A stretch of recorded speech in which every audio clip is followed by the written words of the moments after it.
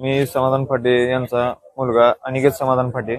मला अचानक मी कॉलेजमध्ये होतो. मी मोबाईलवरती बघितले की पप्पांची तब्येत पूर्ण खराब झाली, की पप्पांना अशक्तपणा किंवा चक्कर आली.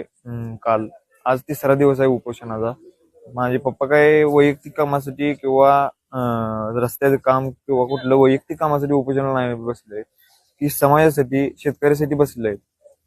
की आता माझ्या पप्पांना जर उद्या बरं वाईट काही जीवाला झालं तर याची जबाबदारी घेते का सरकार?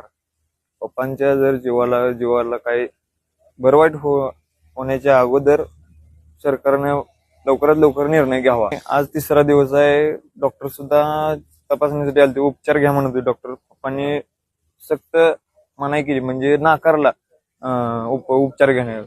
आज तिसरा दिवस आहे.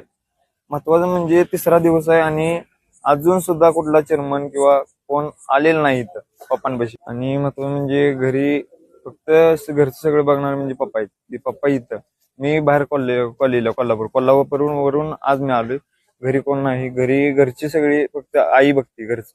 मी आज आलोय, घरी कोण सुद्धा नाही, फक्त पप्पा आहेत माझ्या घरी बघणार.